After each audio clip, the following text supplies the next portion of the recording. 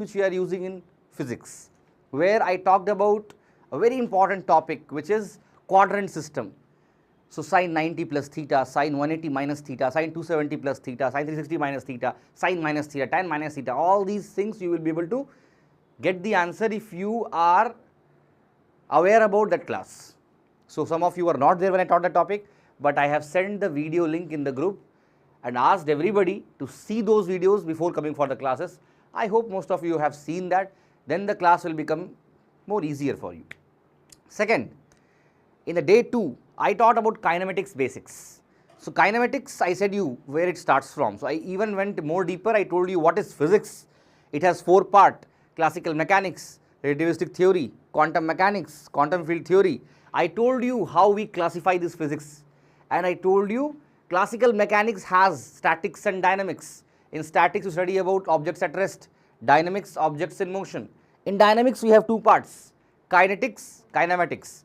Kinetics is all about objects in motion with the consideration of the forces acting on it, and we have kinematics where we talk about the motion of the object without bothering about the force acting on or the cause of motion. Bharatraj and Ramcharan, I will put you in waiting room if I see your video not running for another 2 minutes. I am very serious about this. Coming back. So, in kinematics, we have 3 parts: motion in 1 dimension, motion in 2 dimension, motion in 3 dimension. So, motion in 1 dimension is also called as motion in straight line. Motion in 2 dimension is called as motion in plane, and motion in 3 dimension is called as motion in space.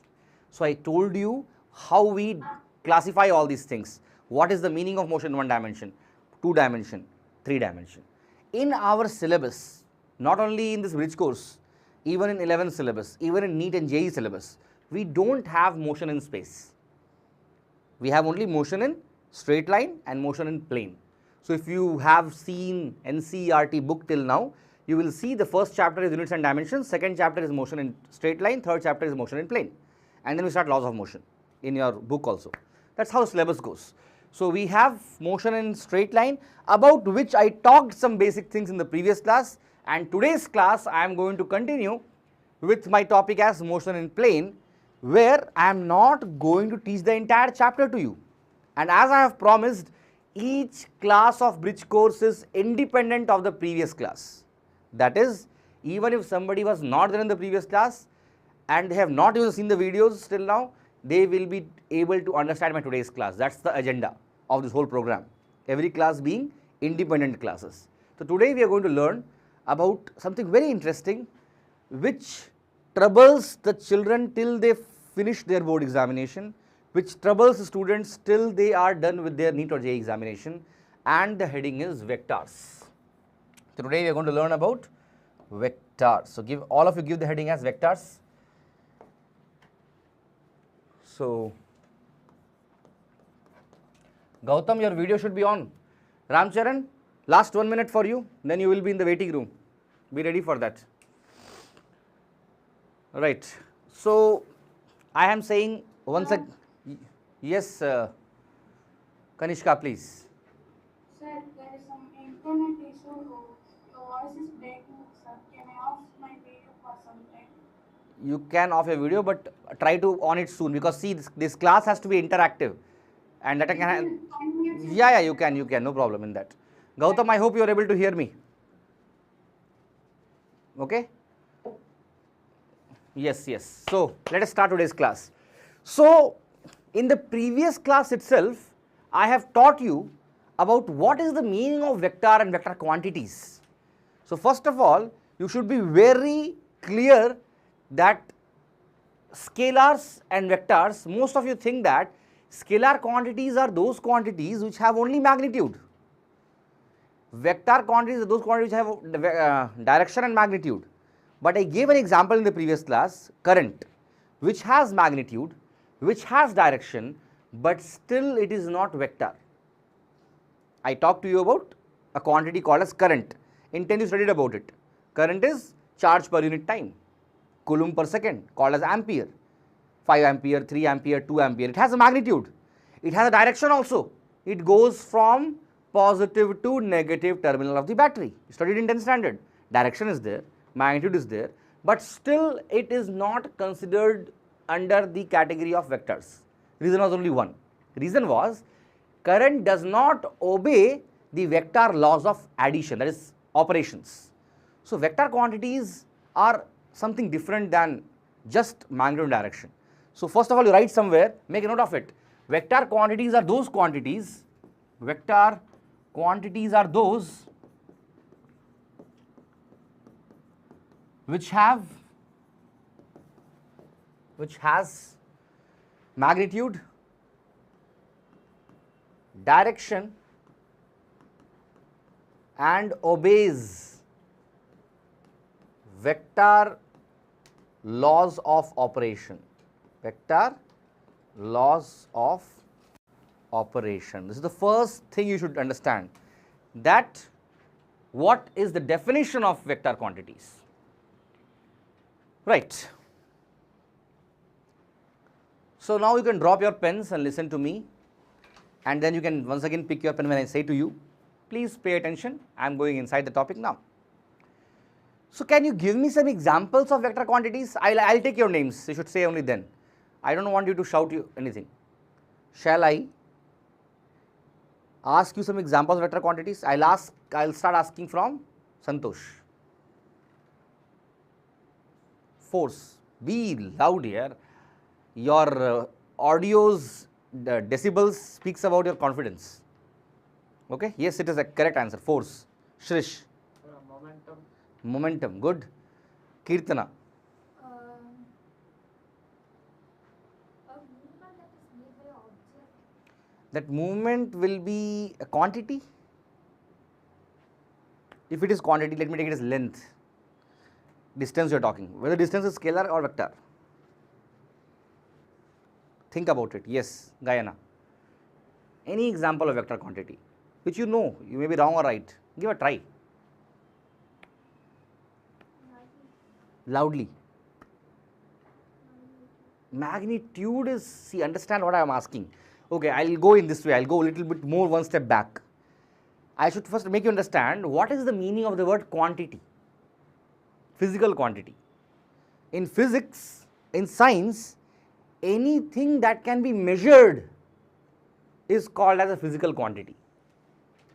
For example, length, temperature, time, force, momentum, velocity, mass, weight.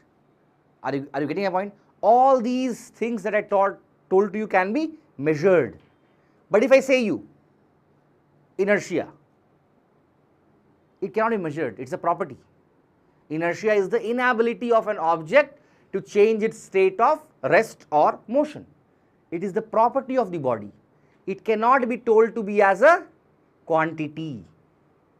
Are you understanding my point? If I say capillarity, capillarity is a property of liquids by which it rises up. I hope you know what is capillarity. You are putting water in the roots of tree, am I right? And the water is rising and reaching where? Top of the tree. Can water go up by itself? We want some motor for that, right? How the water is going from bottom to top in the tree? By capillarity action. That property is called as capillarity, and it is a property, it is not a quantity. So physical quantities are those which can be measured. I hope you are understanding my point. So any quantity that can be measured is called as a physical quantity, and physical quantity are of two different types: fundamental quantities and derived quantities. Fundamental are those quantities which cannot be broken further into smaller parts. For example, mass. Do you have any formula of mass? Don't say F is equal to ma, so m is equal to F by a. Don't say like that, sir. Formula is there. Force by acceleration. That will be injustice. If I ask you what is the formula of temperature? No formula. What is the formula of amount of substance? No formula. What is the formula of length? There is no formula. These quantities, there are 7 fundamental quantities which are already in their simplest form. They cannot be further simplified. They are called as fundamental quantities. If I say force, force has a formula, mass into acceleration. Acceleration has a formula v minus u by t. Velocity has a formula displacement by time. But time, any formula is there. Displacement, any formula is there. Don't say s is equal to ut plus half at square. I am not asking relation, I am asking formula for derivation. Nothing is there. For mass, any formula is there. So, mass, time, displacement or distance or length, they are fundamental quantities. But velocity, acceleration, force, they are derived quantities because they can be further simplified.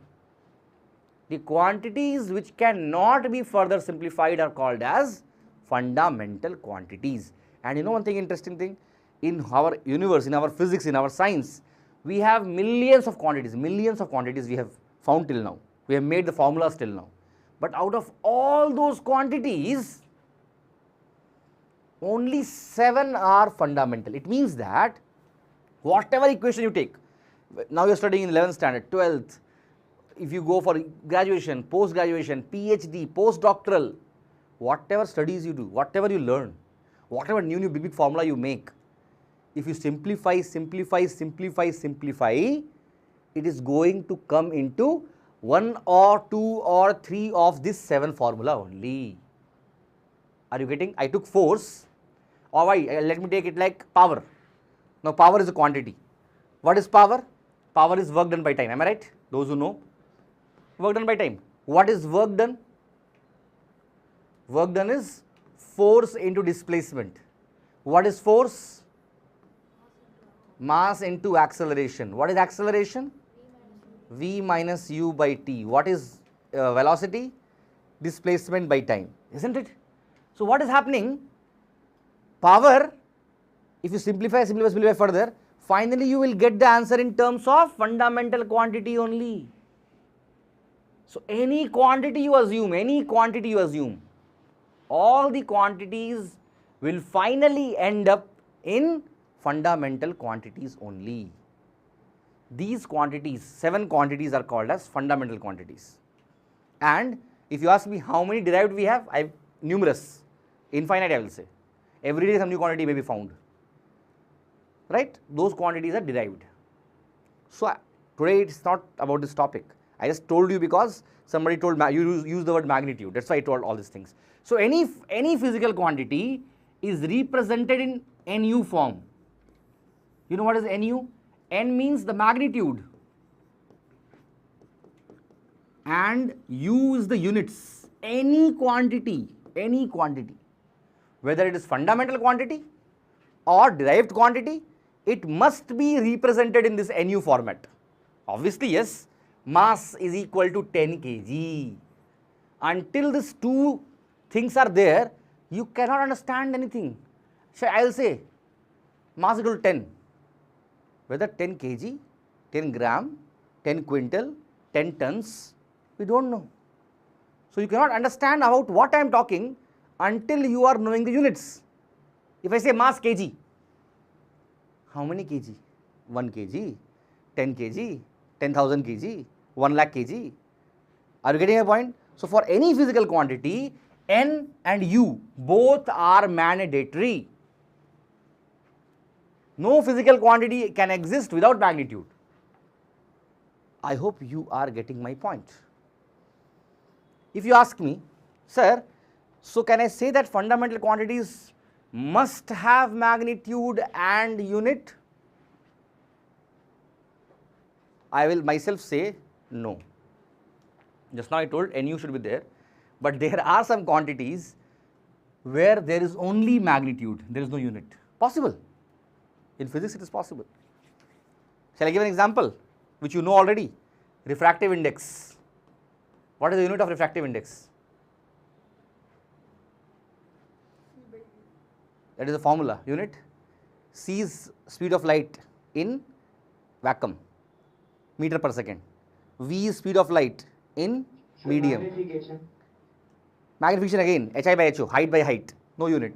So magnification, refractive index, relative density, all these quantities have no units because they are ratios of quantities. So, in physics, there are some ratios, there are some physical quantities, they are ratios where we may not have the unit because unit gets cancelled. Are you getting my point? But can I have a quantity without magnitude itself? Impossible. Are you getting my point?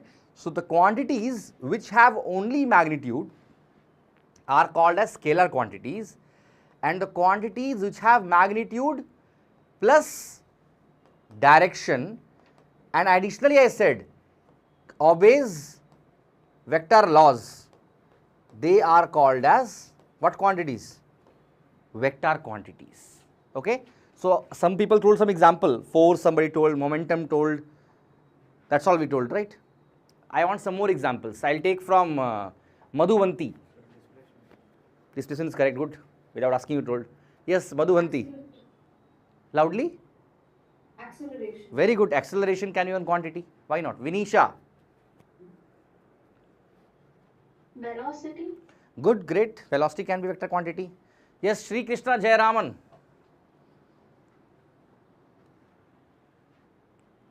Tomorrow he will unmute and day after tomorrow he will say the answer. Fast, man. Give it. Huh? Force. Force already Mr. Santosh has told here. Yeah? Displacement. Already Mr. Bhupesh has told here. Try. Good.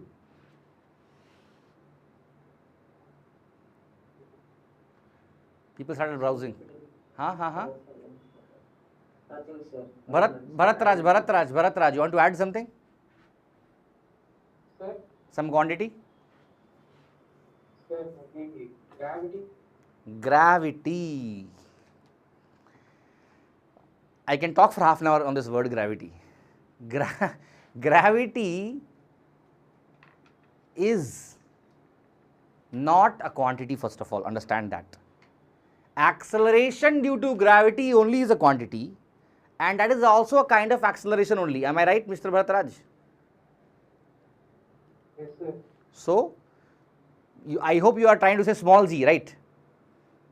Sir. That is also acceleration only, not accepted. Think something new. Kanishka G. Kanishka G. Sir, Yes, Kanishka Ji. momentum. Momentum was told by Mr. Shrish.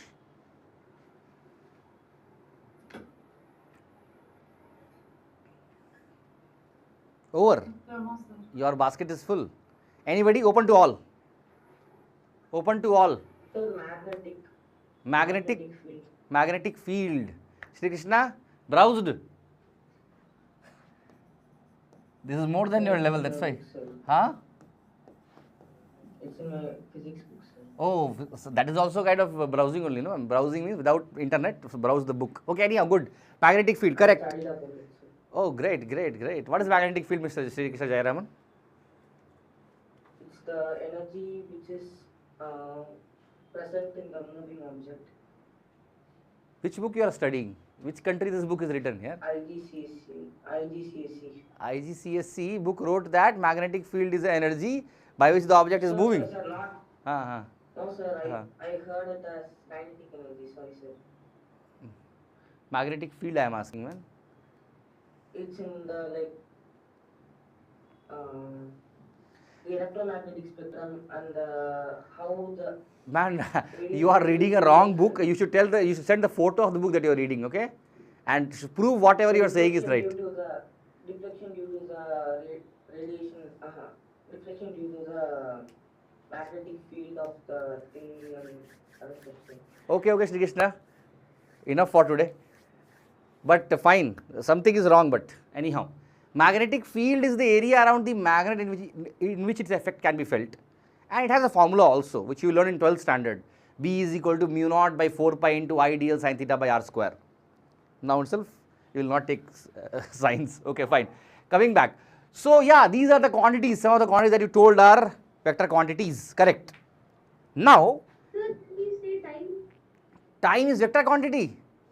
Wow. I was asking. No. I said before some time is having only magnitude. Time does not have any direction. Yeah? What is the direction of time? Don't think by minute hand it is having direction. Time is directionless, right? Actually, it is a good deep topic. If we can talk again, it's like quantum. If you go, time can also be taken as a moving thing, isn't it? Time can be controlled, no? Not in the classical mechanics. Yes, time is scalar, okay? Menaja? Sir, I have a doubt. Please, Madhuvanti, ask me. Sir, will weight be added in vector quantity? Good. Weight is a vector quantity, but weight is a kind of force. What is weight? You know, mg. Yes, Ma- gravitation pull. Yes. Mass is- Yes. So it is a kind of force only, right? Force that the earth exerts on any object is called as weight. Weight. So I am considering weight to be under the case of force itself. But good point, good thinking. Weight is also a vector quantity. Yes, yes, yes. Radiomagnetic waves.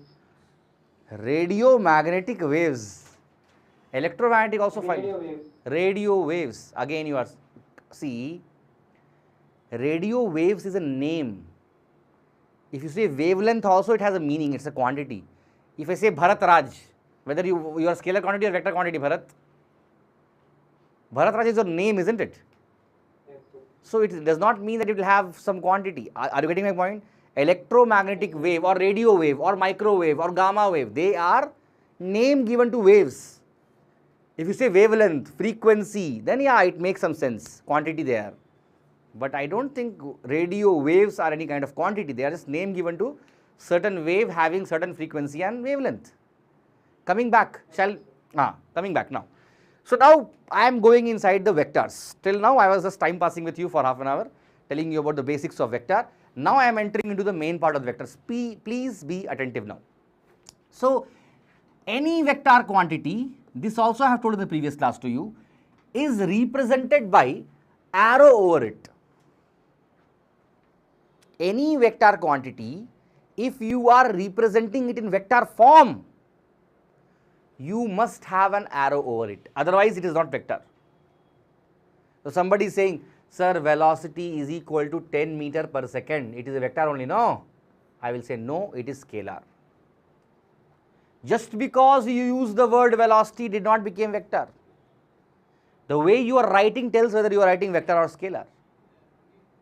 So always remember, you know one thing, if you go to some good I should not say, it will be unpatriotic. If you go to some other countries, that is, if you go to America or England or Europe, somewhere study, and if I write here, what will you read this? M equal to 5 kg. Maximum people will read M equal to 5 kg. Some people, over smart people will tell mass is equal to 5 kg. Do you have somebody over smart? Somebody else you can say? Maximum only will say, right? Either you will say M is equal to 5 kg, or since you know M is mass, you will say mass is equal to 5 kg. Am I right? But if you go to some countries where there good teachers are there, where they are teaching, they will never call this as M is equal to 5 kg. You know how they will call? Magnitude of mass is 5 kg. If I am writing, you will say T is equal to 5 seconds. Time is equal to 5 seconds. I am in London now. Magnitude of time is 5 seconds. Don't think they are putting scene. That is the correct way of saying. Because if I don't put any arrow over any particular physical quantity, it is just its magnitude. Understanding? Kirtana, I will give time for writing. Anybody who is writing, Menaja, please listen. This is time for listening, grasping knowledge. Writing is secondary. So, any vector quantity is represented by its magnitude and its direction. Now, when I say direction, am I meaning, please. But we already know that there, like time is a scalar quantity. So why do we even need to represent arrow saying it's? Why you want to represent arrow? We don't represent arrow. No, at some place we're just putting an arrow to represent the vector. So why do we need to when you know it's already a vector? For any scalar quantity, we don't put vector sign. Yeah, for vector quantities, we will put vector sign, because when we put vector sign, for example, I will give an example now. This is not velocity vector, it is velocity, its magnitude of velocity, which is actually speed. So if I write v is equal to 10 meter per second, no, you should, how you should read, you know, you should read magnitude of velocity is 10 meter per second and magnitude of velocity is only called as speed. So basically it is speed is equal to 10 meter per second. So always remember, in higher classes where you are entering now, you always want to represent a vector quantity with a vector notation. Understanding? So I'll come back to my point once again, then you will have some more clarity, that A vector I am writing is magnitude of A and its direction. Now what is direction, you know? Direction is represented by I cap, j cap or k cap. Now what are these I cap, j cap, k cap? Cap, suddenly, what is the use of it? Yes, you are in 11th standard, at least in a few months. I, j, k are called as unit vectors. What are they called as? Unit vectors. What is the meaning of unit vector? It means it has a magnitude of only 1. Unit means 1. So any vector quantity whose magnitude is 1 is known as unit vector. I represents x axis, j represents y axis and k represents z axis. So if I write I cap, suppose I am writing velocity vector is equal to 5 I cap meter per second. You know what it means? It means that there is a 5 meter velocity acting in x direction. Just by putting I cap, I got an idea that it is in x direction. And since I am multiplying this 5 with a unit value, it won't change its value also. 100 multiplied by 1 remain 100 only, no? 0.001 multiplied by 1 remains 0.001 only, no? 1 lakh multiplied by 1 will remain 1 lakh only, no? 1 is that kind of number, multiply and divide with any quantity, it will not change its value itself. So unit vectors are used for representing the direction of any vector. They are used to represent the direction of any vector, direction of vectors. And if it is I cap, it represents x direction. If it is j cap, it represents y direction. And if it is k cap, it represents z direction. Sir, what if there are two directions in the same? Good. It may be like this, I and j both are involved in plane. So I will write 5I cap plus 3j cap. I must give you an example. It means that this velocity is 5 units in x direction, 3 units in y direction.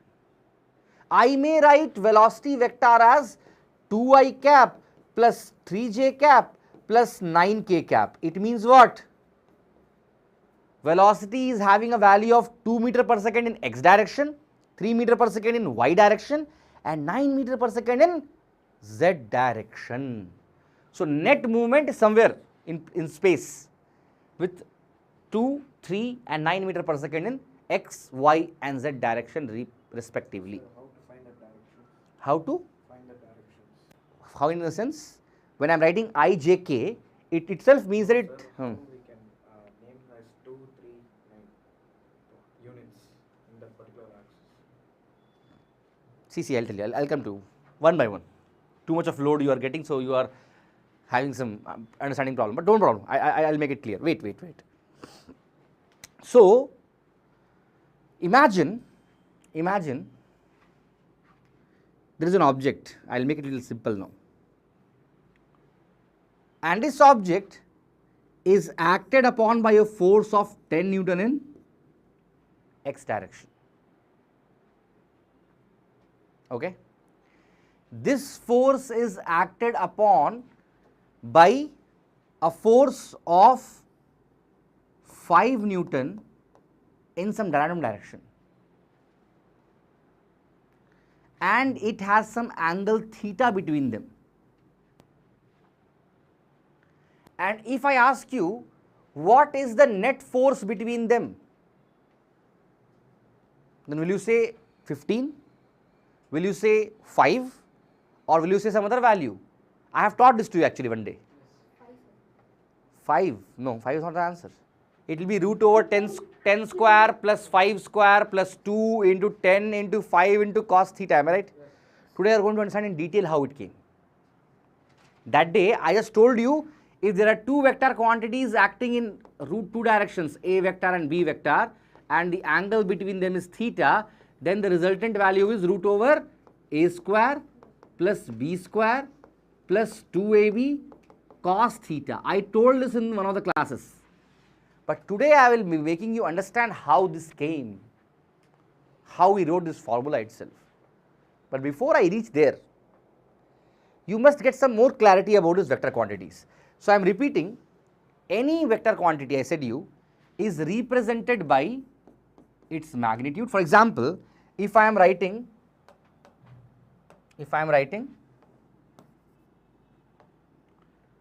force vector is equal to 20 I cap newtons, it means what? There is a force of 20 newtons acting in which direction? X direction. If I say you, momentum vector is 3I cap plus 5J cap, it means what? Its unit is kg meter per second. Kg meter per second. So it means that there is a momentum of 3 kg meter per second in x direction and 5 kg meter per second in y direction. And what will be its net momentum? I will talk about that later, how to find it. But now you understand what it represents. Any vector quantity is represented by its magnitude and its direction.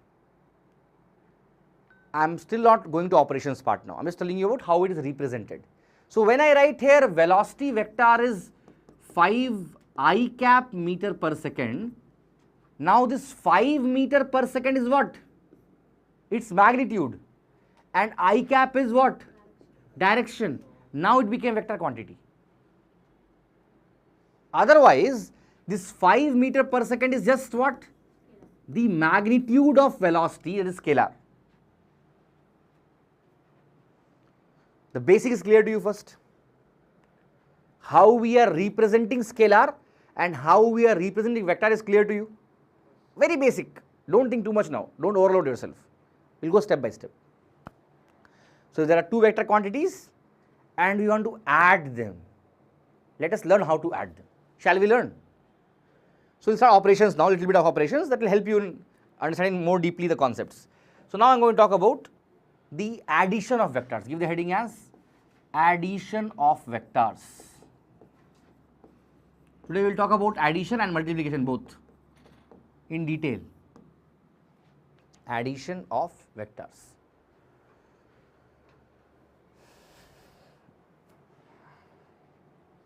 Okay. So basically there are two rules for addition. One addition law is called as triangular law of vector addition. The second law is called as parallelogram law of vector addition.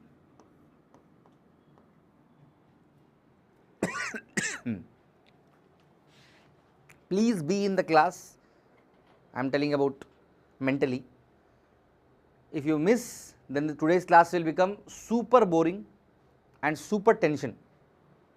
So be in the class. Any doubt, stop me there and ask whatever you want to ask. But be in the class. Okay, coming back. So what the rule says that suppose I have two vectors. One vector is A vector, another vector is B vector, and I want to add them. So as per this rule says that the vectors that you want to add should be placed on two adjacent sides of the triangle. I will repeat. The vectors that has to be added should be placed on two adjacent sides of the triangle. For example, here I can take A vector here and B vector here. The condition is they should be placed on the triangle in such a way that the head of the first vector is lying on the tail of the second vector. I should not keep like this. I should not keep like this. I should keep like this. Or I can keep like this also. Are you getting?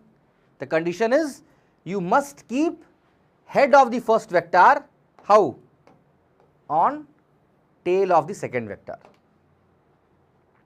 Then the closing side of the triangle kept in the opposite order gives you the resultant of A plus B, that is A vector plus B vector. I will repeat this. As per the triangular law of vector addition, the vectors that are supposed to be added should be placed on two adjacent sides of a triangle in such a way that head of the first vector lies on tail of the second vector, and then the closing side of triangle kept in opposite order. If it is tail, head, ideally what should come here? Tail and head. But what happened? Head, tail came. This is the resultant. So suppose this question has come in the medical NEET exam also. What question I will tell you? I am drawing some things, okay.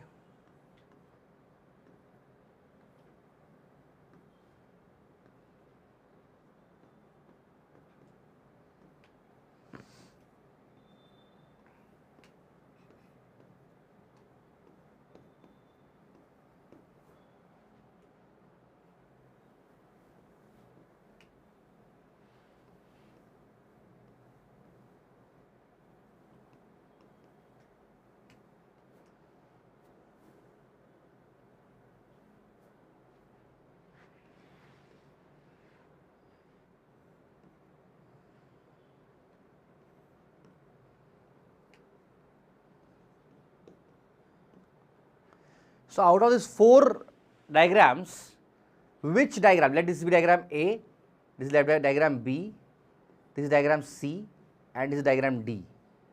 Out of these four diagrams A, B, C and D, which diagram represents A vector plus B vector is equal to C vector? A, B, C or D? D, sir. D, okay.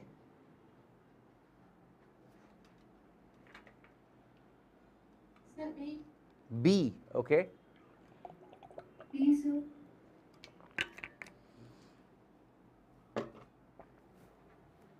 Two of them have said B, one of them have said D.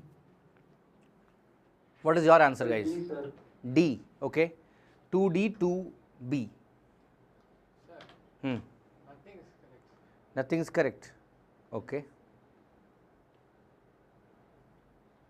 Nothing is correct? Nothing is correct. Nothing is correct. Nothing is correct. Yes, sir, nothing is correct. Obviously nothing is correct. See, because tail, head, tail, head, tail, head. It is not the law itself. Tail, head, tail, head, tail, head. Not the law itself. Tail, head.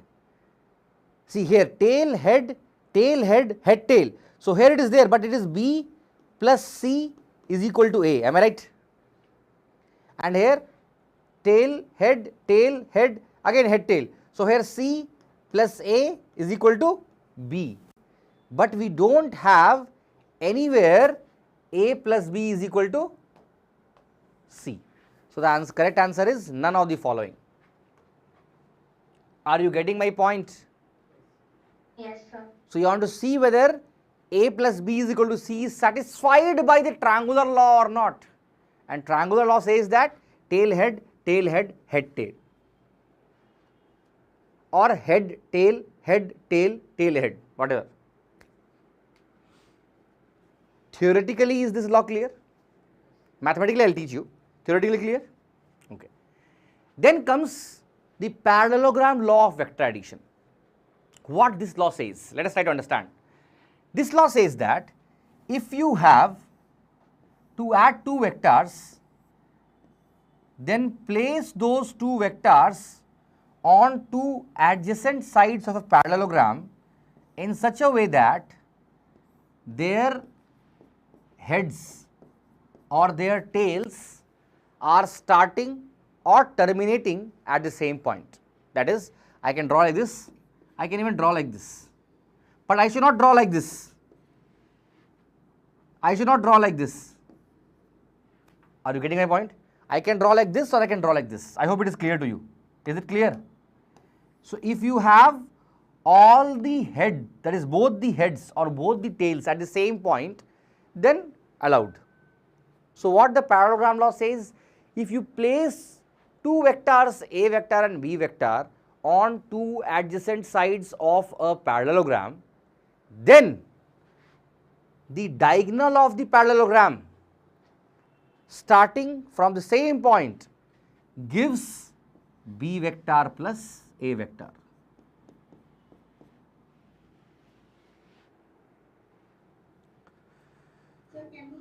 I will repeat, Srinidhi. The parallelogram law of vector addition says that if you have two vector quantities which are placed on two adjacent sides of a parallelogram in such a way that their tails or their head are at the same point, then the diagonal of parallelogram will represent the resultant of it, which is A plus B. If you see deeply, you will realize that parallelogram law is nothing but the extension of triangular law only. You know how I am saying? Imagine this, both I am moving like towards right. I have any option of doing that? I don't think on. Yeah, I have. So I will want to move this too. Fully only it is moving.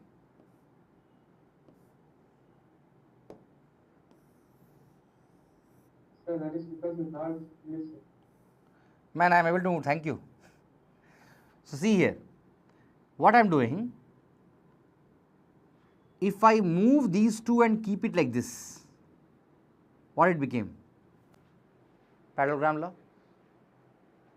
isn't it? Or once again, if I move it, understood, no? I hope you understood this. Is it clear to you? So triangular law basically is same as which law? Parallelogram law only. This is A vector, this is B vector, and this will be C vector. C vector means A plus B. Okay. See, if I want, I can directly tell you the formula and move ahead. But I want you to understand the basics. It may be going little boring also, no problem in that. But when I teach some topic to you, it should reach you properly. It should not be for namesake. Today's class, I am once again repeating, it will definitely help you in your 11th standard itself, in the chapter. And this chapter is going to repeat in 12th math also. So please have patience of understanding and slowly you will understand it. I will even tell you, you may be thinking, why are we learning all these things? Where are we going to use it? It has any real life use. I will tell you how it has real life use. Today itself I will give you the real life example also. Where are we using it? Okay, coming back. So if you want to write something, please copy it fast. if you are going to write something, please copy it fast. One thing is there, the angle between A and B is this theta, okay? And in this case, if you see properly, this will be theta. External angle between A and B is theta.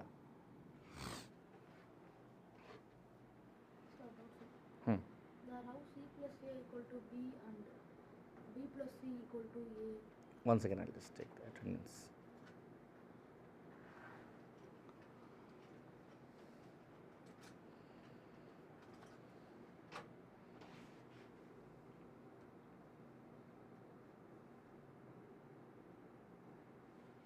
Now tell me what you are asking.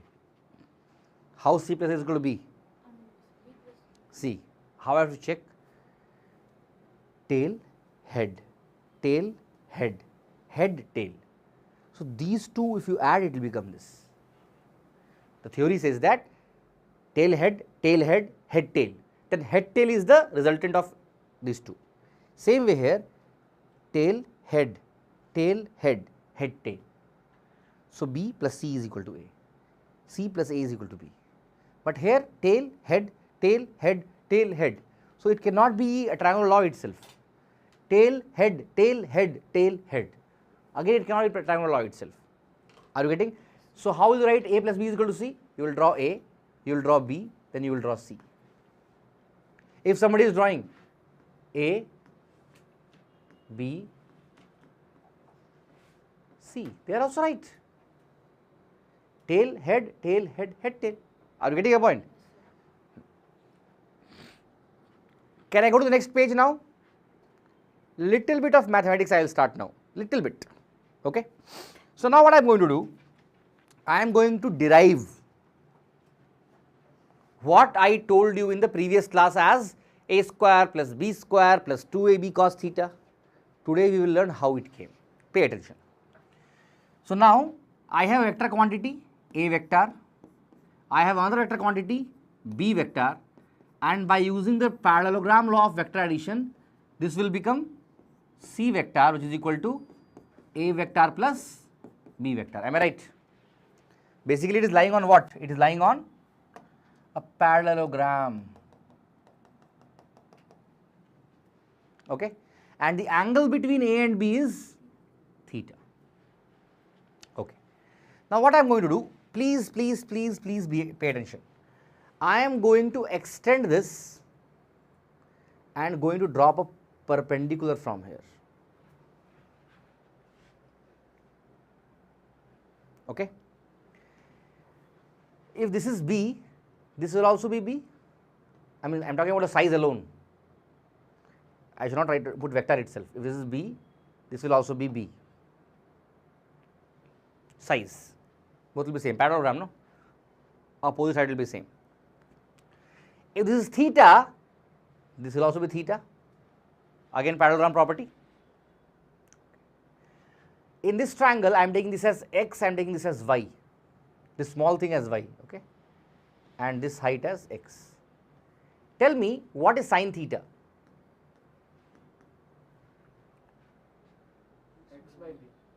X by b. So can I write x is equal to b sine theta, if you permit me? With your knowledge of trigonometry, can I write this? Okay. What is cos theta? Very good. So with your permission, y is equal to b cos theta. Can I write like this?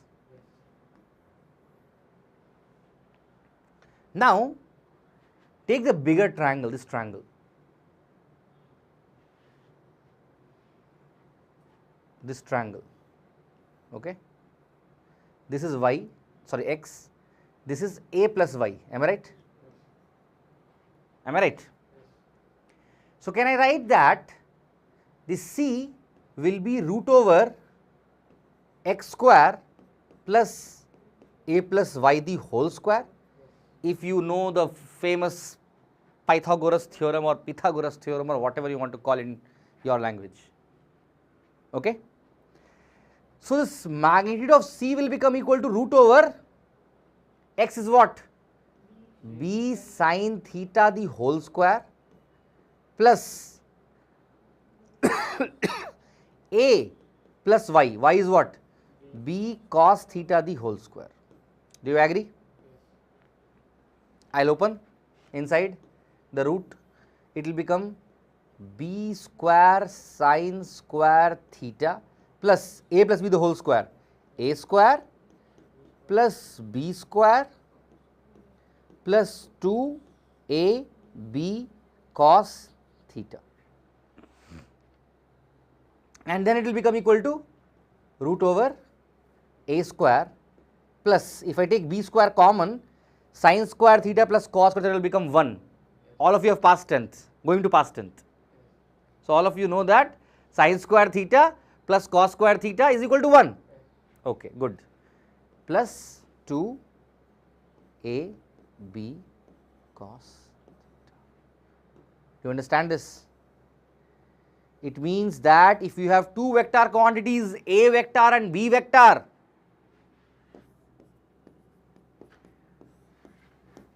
acting at an angle of theta, their resultant will become equal to a square plus b square plus 2ab cos theta root over.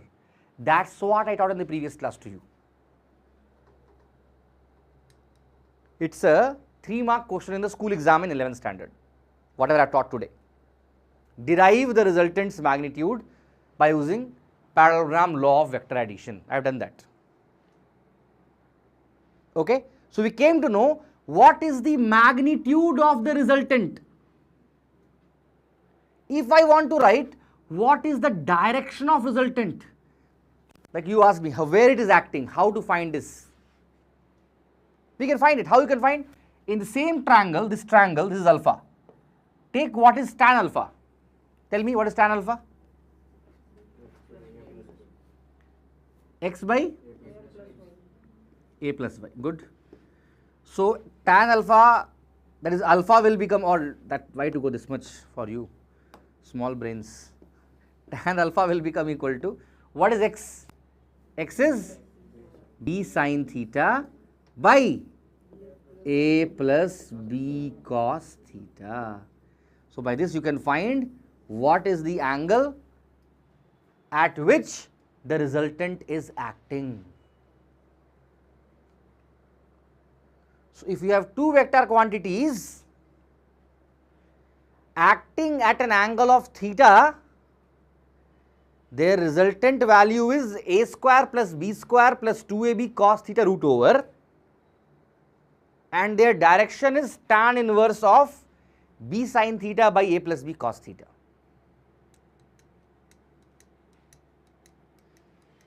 This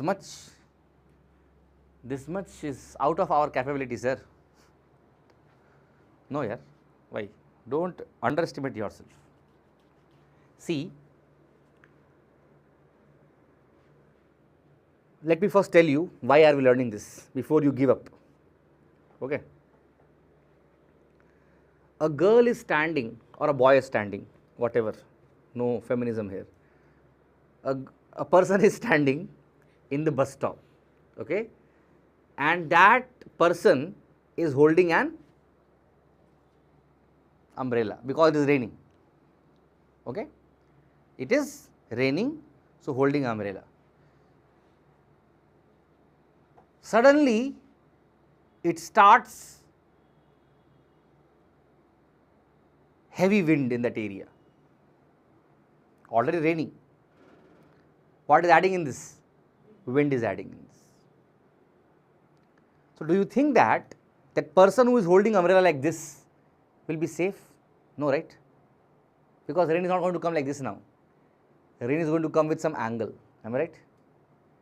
By which angle should he or she hold the umbrella so that he or she can be maximum safe? You may think, sir, for all these things and all, if we start using vectors, tell me. 90 minus that angle. Oh, ho. Wait, man, wait, Bharatraj. We have to find, man, just like that you cannot say. We have to find it. I just give an example now. I know you are thinking, sir, who in the world will find alpha and then hold the umbrella? They will, by common sense, they will do. Let us get it wet itself. What is the problem in that? Okay, I understand, I accept, okay, fine. But this question is there in the NCERT book, okay, fine. I will come to some more practical question. there is a sailor who is sailing in the river, wants to cross this river from here. I am not that good in drawing. Assume it is a boat. Hey, I am drawing in this direction here, top view. Okay, the boat has to go from here to here, with there, that side. Since it is a river, it will have stream, downstream, upstream. So let us assume the river is flowing in this direction. Do you think this person will reach straight away here? No, because his velocity, reverse velocity, will make a net velocity here, am I right? He is sailing perpendicular to the river. River is flowing towards right. So common sense says that his boat will go like this. True also. More fuel consumption, more time. Rather, if he should have started his boat in this direction, then this and this will make resultant somewhere here. He should have reached fastest with least consumption of fuel. This question is a little more practical. Now we should use vectors. So he will not use vectors by using simple paper pen, but the system of the navigation itself will be made by vectors only. Are you getting my point? If this boat wants to float across the river, it will not go in this direction for sure. It will start sailing somewhere like this. Then only it will reach straight. How we came to know this? Vectors. V of boat square plus V of river square plus 2 into V of boat into V of river into cos theta root over. You will get the velocity of the boat. Tan inverse of VB sin theta by VR plus VB cos theta will give you the angle at which the boat should sail. This much is there here, unfortunately, in 11th. Both the question that I told now, the umbrella question, which sounds to you like Mokayana question, but it is there in NCERT book, same question. A girl standing in bus stand, holding the umbrella. Rain starts, wind starts. What angle she should hold the umbrella? So how will you solve this question? You will find they will give velocity of rain is 10 meter per second. Velocity of wind is 5 meter per second. So the resultant will be somewhere here. They are not asking to find the magnitude of resultant. They are not asking to find the value of resultant. They are just asking what is the angle at which he should hold the umbrella. So alpha is this. What is the alpha formula? Tan inverse of B. What is the meaning of B, by the way? B means the side not attached with alpha. So here what is the B? This one. So it will become 5 sin theta is how much here? 90 degree. 5 sin 90 by 10 plus 5 cos 90. Now what is cos 90? 0. What is sin 90? 1. So tan inverse of 5 by 10 is the answer. So at this angle she should hold the umbrella if she wants to save herself from the rain. So 10 plus 5. Cos 90 is 0 in Thambi. No sir, 10 plus 5 cos theta, sir. This is the formula, no? Formula is B sin theta by A plus B cos theta. So B here is 5, A here is 10. So 5 sin theta by 10 plus 5 cos theta. Theta is the angle between the vectors. Alpha is the angle of the resultant. Going heavy only, nothing can be done. Copy this if you want to. Sir, so tan inverse means Huh? what, sir? Sir, one doubt. What is the unit for? Unit for? Unit for the from root. See, we are talking about vector quantities. If it is velocity, it will be meter per second. If it is force, it will be newtons. If it is momentum, it is kg meter per second. So this A and B is what having in unit. It's just a variable I have taken. You can put here velocity, you will get the answer of velocity. Put here momentum, you will get the answer of momentum. Put acceleration, you will get the answer of acceleration. Which vector quantity you are putting? Yeah. Alpha is the angle. Of resultant.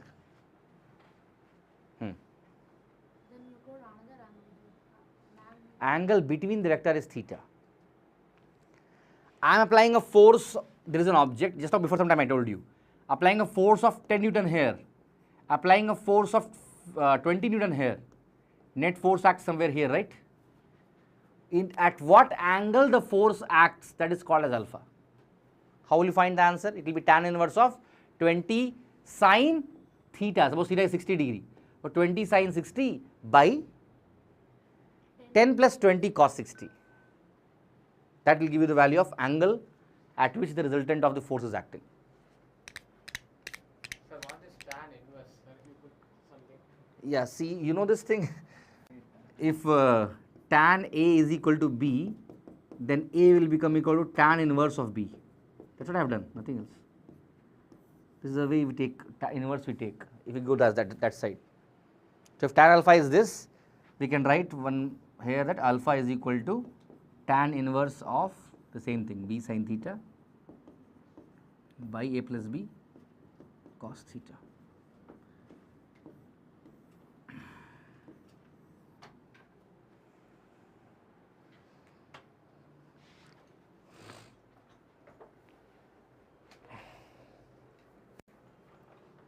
Today's class, I think you have to hear 2-3 times to grasp it completely. I understand and I acknowledge today's class is little tedious, but you cannot escape here. You cannot say, sir, leave this topic. No, cannot be. It is required.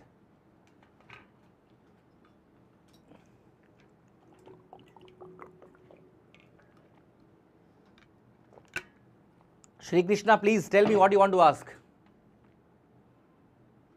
Sir, this formula is for the percent rule, sir. Something you have learnt in your 9th and 10th, don't try to apply it here. It's not cosine rule. Cosine rule is something else. This is the formula of resultant's magnitude and resultant's direction. It's not cosine rule. That is something else. Okay? I know what what you are thinking is, you have learned, because in IGCSE I know the syllabus is very vast. So some things you have learned in your, I think these things you have learned maybe in your 9th or 10th standard, isn't it? Yes, so forget whatever you learned till now. Now start listening as a new topic itself, okay?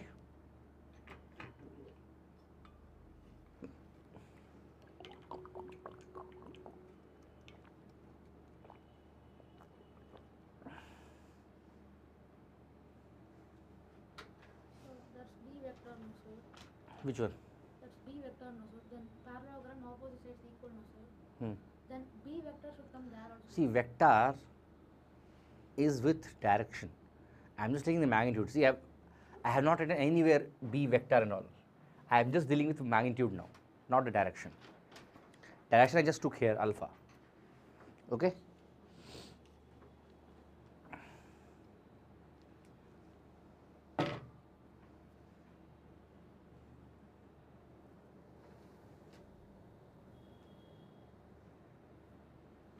Let me know if you are done fast.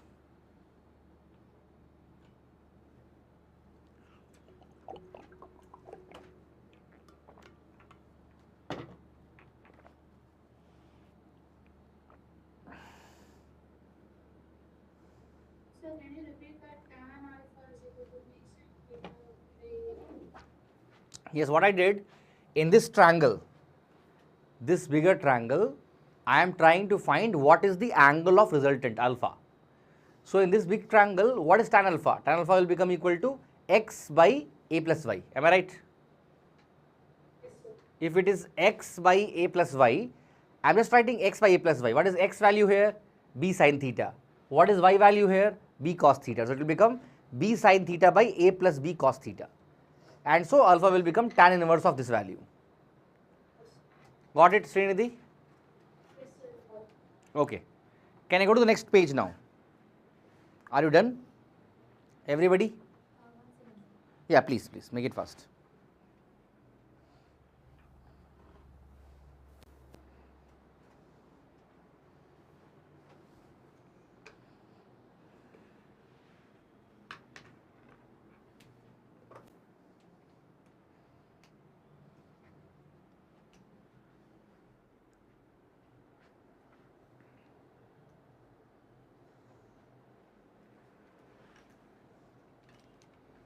C is the direction also. C is the resultant of A and B, A plus B.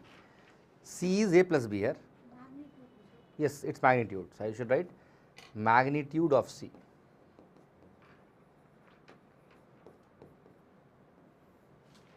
Is C. Direction of any alpha. Direction is alpha. Yes, this is direction of C. Sir, Hmm. for mentioning that vector, always the arrow should be faced the right side. Yes. If I face left means you should draw also left like this. This can be done like this also. You can write. Don't say, sir, if I write like this, then what I should write? I should make like this. Don't think like that. So generally we are representing by a arrow towards right only. Okay. Shall I proceed?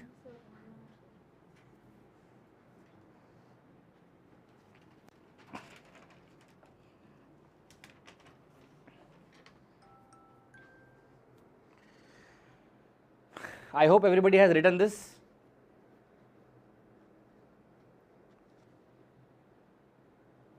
Anyhow, this video will be there, so you can copy later also. Shall I go to the next page? Today I have to finish some part because my worksheet is based upon those things. Yeah, can I proceed? Bharat, something you want to say? Join using my laptop, sir. What, Bharat? Sir, can I join using my laptop? Come soon, come soon. Sir, can I join using my laptop? Yes, you can, man. Come soon. Shall I go to the next page?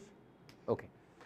Now, you understood that if there are two vectors and they are to be added, it is not just the algebraic addition, like 6 plus 9, 15, no. If it is 6 in x direction, 9 in y direction, then you have to find root over 6 square plus 9 square plus 2 into 6 into 9 into cos 90, and you will get the answer of these two. Am I right? So, you have to find the answer by using vectors. What about the multiplication? If you have 3x, I am adding 3x into 6x, what is the answer? 18x. I hope everybody will say the same answer. If I am writing 2x, or let me write the same thing, 3x into 6x, what is the answer? 18x. If I am writing 3x dot 6x, what is the answer? So, from your childhood, you are learning between two expressions. If you have dot, if you have cross, if you don't have anything, you are multiplying them. Am I right?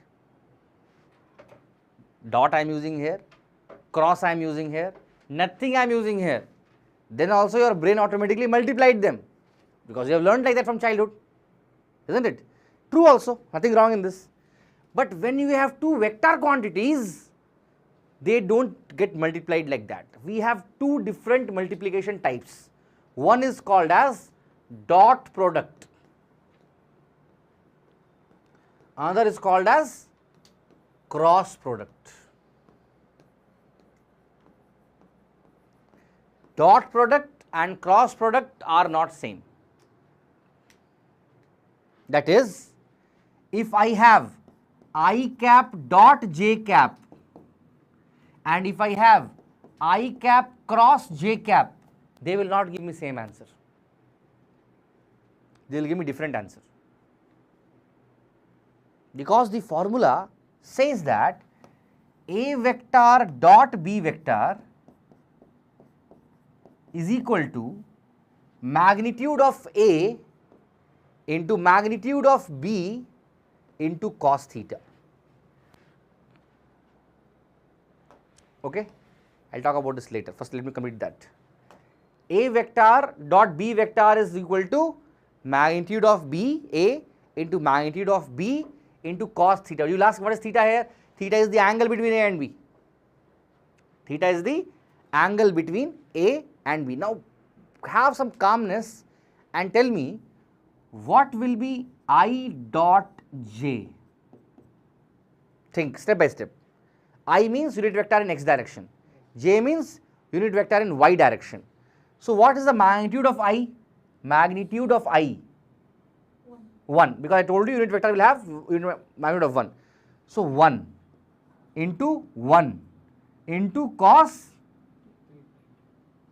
90, because x and y 90. What is cos 90? Cos 90 is 0. So what is the answer? Understanding? If I have j vector dot k vector, what is the answer? 0 once again, same logic. 1 into cos 90, 0. If I am having I vector dot I vector, what is the answer?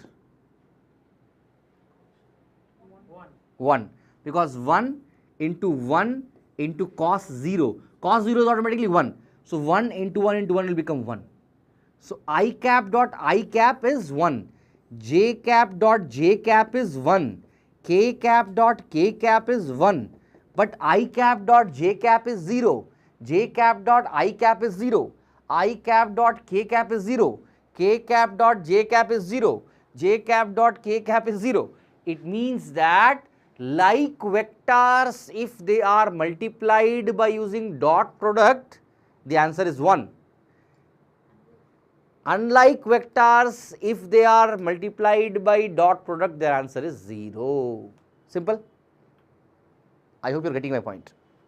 So if I have, now let us come to the reality. If I have A vector is equal to 2i cap plus 3j cap, and I have B vector is equal to I cap plus 4j cap, and if I ask you what is A vector dot B vector, what is the answer? Please pay attention. I will tell you how to solve this. I have 4 terms here, 2 here, 2 here. Generally, how will you multiply? This into this, this into this, this into this, into this, this into this, right? 4 terms will come. Same thing I will do.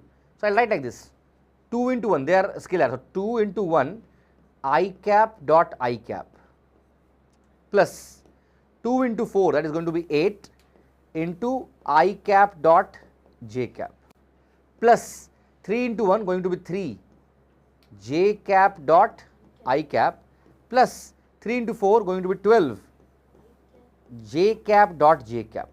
Do you agree with me? Now, what is I cap dot I cap? 1. What is I dot J? 0. What is J dot I? 0. What is J dot J? 1. 12 plus 2 is how much? Answer.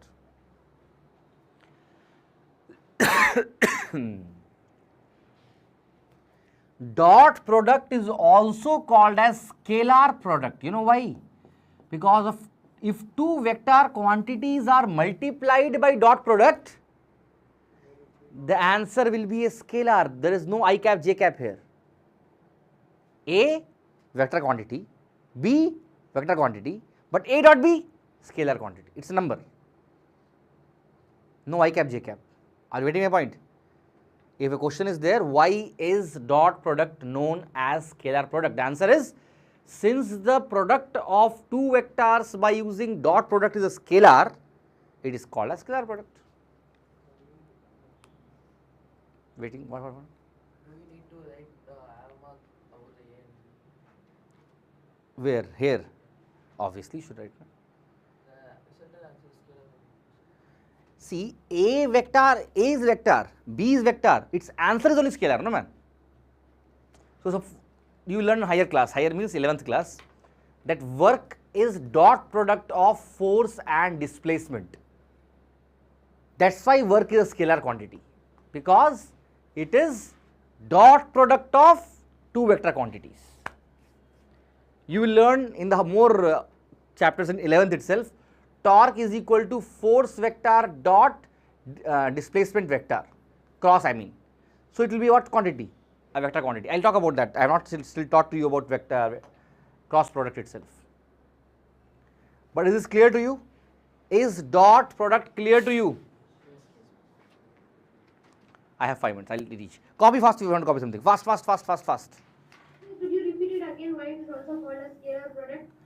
Because when two vector quantities are multiplied by using dot product, we are getting a scalar answer, isn't it? A vector is 2i cap plus 3j cap.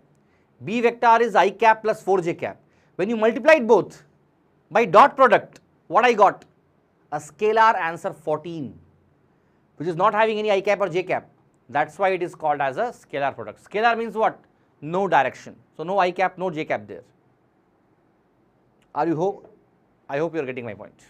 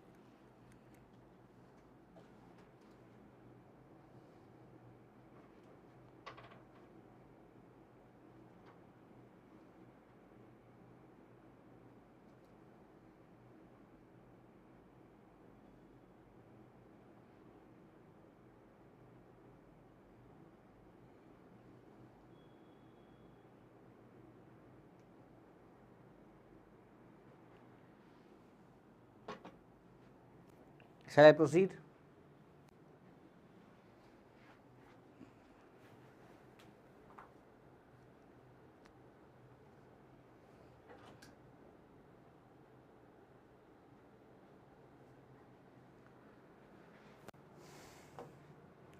If you allow me, I will teach you cross product also. That is little complicated. Okay.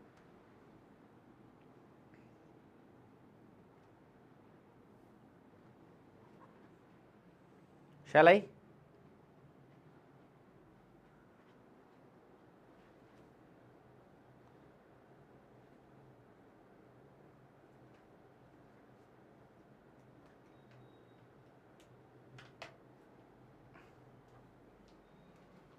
So, please 2 minutes.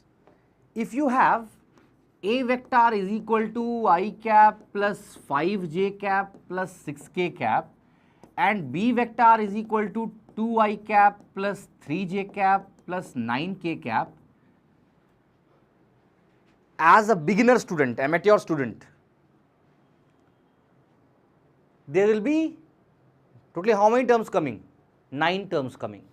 1, 2, 3, 4, 5, 6, 7, 8, 9.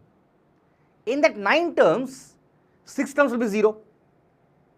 I dot j0, I dot k0, j dot i0, j dot k0, k dot i0, k dot j0. What will remain is only 3 terms. I cap dot 2i cap, 2, plus 5j cap, 3j cap, 15, plus 6k cap dot 9k cap, 54. 54 plus 15 gives you 69, plus 2 gives you 71 is the answer. Here, this much I did. 2 plus 12, 14. If you become expert in this, answer will come. Otherwise, 9 terms you write. No problem in that. Nobody has stopped you. Are you getting a point? Because there are cancellation of 6 terms out of 9 terms. I hope everybody understands what I have told now. I hope everybody is understanding what I have told now. We are diving into the deep sea slowly. At this time when the class is going to get over, you are already hungry. I am going to start something very complicated because today I want to finish the topic. Because I have put the worksheet based upon that. I am helpless. I will take 10 minutes extra today. Sorry for your hunger, don't scold me. Can I go to the next page? Okay. So now we are going to talk about the cross product, which is also called as vector product. Smart students will understand that here the answer is going to be a vector product, vector quantity. That's why it is called as vector product. There I took A vector as a vector quantity, B vector as a vector quantity. I got A dot B as scalar. Here I am going to get A cross B also as vector. That's why it is called as vector product. Okay, let us see what is the value. So, as per the rule, A vector cross B vector is equal to magnitude of A into magnitude of B into sine theta into n cap. Started. N cap, what is that? Up to here it was fine. Magnitude of A into magnitude of B into sine theta. Theta is the angle between A and B. Why you added this n cap? N cap is the direction of A cross B, which is perpendicular to plane consisting A cross B.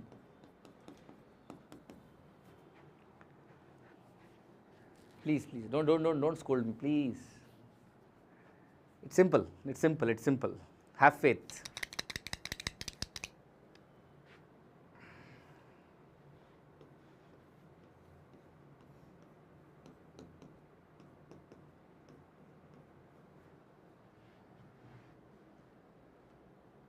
I and J are in same plane, you realize? You know what is a plane? In this room, x axis, y axis, z axis. You can assume the corner of the room. X, y, z. Where I am standing is xz plane. Where this board is lying, where this green sheet is lying, that is in xy plane. The AC is hanging in yz plane. Understanding my point? So, this n cap will be representing the direction perpendicular to the plane which consists A and B. It means I, J, what is perpendicular? K. I and K, what is perpendicular? J. J and K, what is perpendicular? I. Perpendicular twist is there. Life is not easy. I cross J and J cross I will not be same, because K is not the only perpendicular direction to I and J, even minus K is perpendicular, right? This is Z, that side is minus Z. This is X, that is minus X. Hey, this is the complete coordinate system, right? Nobody is minding about this. No respect. X minus X, Y minus Y, Z minus Z, right? So, why are you discriminating with minus? I, J, what is perpendicular? K is also perpendicular, minus K is also perpendicular. K and I, J is also perpendicular, minus J is also perpendicular.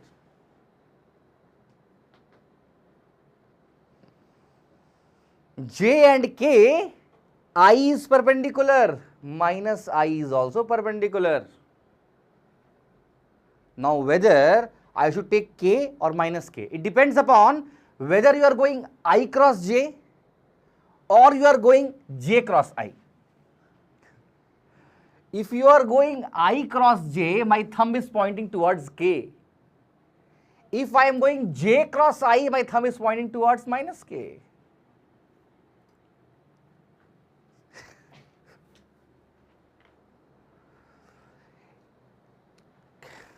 I have something for people who are not understanding this. I have something for you also, don't worry. But first, my aim is to make you understand conceptually. Then I have so many things to make you remember. Don't worry about it. I am there.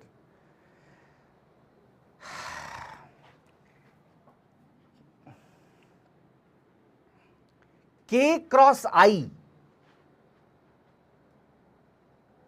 j.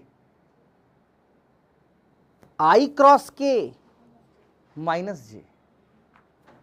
So basically, when you want to find this n cap, what you should do? You should keep your palm from where you are starting. I cross j, k. I am starting from here. J cross I minus k. I will tell some simple way, because class is almost in the verge of ending. I don't want to disturb you more. I, j, k, circle of life. I cross j will give k, j cross k will give I, k cross I will give j, and j cross I will give minus k, I cross k will give minus j, k cross j will give minus I. Done? What, sir? You should have told this in the beginning itself. I will not take stress. Why you are making us to take this, all this? Because this is the concept here. I cannot directly teach you some trick. That is a trick to remember. But this is the concept. So many people will remember, know an n cap, but they will not know how n cap came. N cap came because n cap is direction perpendicular to the plane consisting A cross B. Right? Okay, whatever. So if I am writing I cap cross I cap, magnitude of I 1, magnitude of this I also 1. So 1 into sine 0. What is sine 0? 0 I write, over 0. So I cross I, j cross j and k cross k, everything is all what? But what is I cross j? See, I magnitude 1, j magnitude 1, sine 90, 1, and n cap is there, don't forget n cap. So I, j, what will be coming? K. So 1, 1, 1 into k. So I cross j will be what? Understood? If you have j cross I,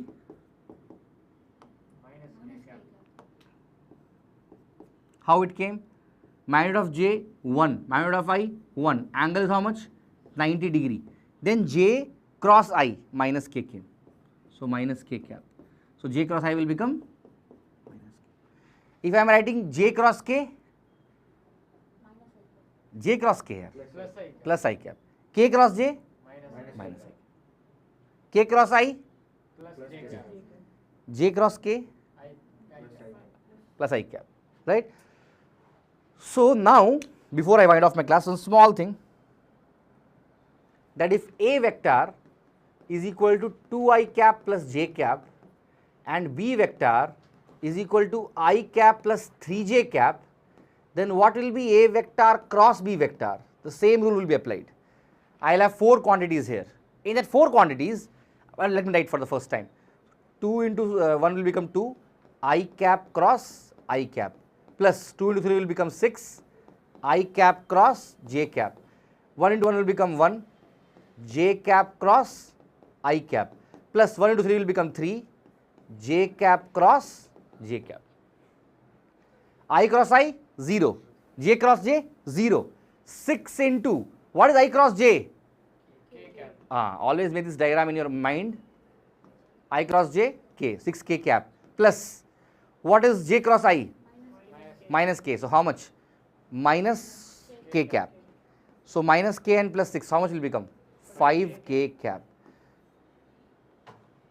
Now the answer is coming with what? Vector. That is why cross product is called as vector product, because you are going to get the answer with a vector sign. Clear? If some doubts are there, today or tomorrow when you are a little free, once again see this clip. You will understand everything properly. I know what I have taught today is something very complex topic. I am not saying it is Very easy, chill. Why you're not understanding? I know it is tough. I know it is complicated, but it is worth it. This topic, if you are clear now itself, I can assure you will have a good time in 11th. From experience, I am telling you, because if you go and ask your seniors who are studying in 11th and 12th, they will have problem in this. So in a way, you are matching them now itself before your 10th result comes. Okay, I am going to upload a worksheet of 40 marks, big worksheet. In that, at least 70% questions you will not be able to do. Don't worry about it. Don't browse the answers. Give a try. Try. See the video, try. Don't browse the answers. Again, I am repeating. Give your try. Next class, I will be spending half an hour separately for taking the doubts from the previous worksheet. So, my next class will start by 7 o'clock itself, where I will be taking the doubts of even this worksheet and the previous worksheet. Whatever doubts you have, you can ask me, I will clear it. I am 100% telling you, if you solve today's worksheet, you will get doubt in that. Because that I only have made the question, I know how the questions are. But don't worry about it. Give your try. Come with the doubts to me. If you are so curious, you can ask me in WhatsApp also. Most of you may have my WhatsApp contact. You can contact me through WhatsApp. I will help you in solving if you are so curious to know. Otherwise, wait till next Thursday. Anyhow, I am going to teach the topic. Okay. So, with this, sorry for taking little extra time today. I want to wind off my class. And today you have learned very important topic, which is vectors. I taught you what is vectors, how a vector is represented, how a vector quantity is different from scalar quantity, how vectors are added, how vectors are multiplied by using dot product and cross product. I hope you have understood why is dot product called as scalar product and why is cross product called as vector product. If yes, I am done. If no, you are done. Okay. Take care. Bye. Good night. Good night. Good night. We'll meet again. Can I show the last one? Those who want to drop can drop. Bye bye. Thank you, sir. Yes. Thank Yes. you, sir. Yes. Thank you, sir. Bye bye. Take care. Bye bye. Good night. Good night. Good night.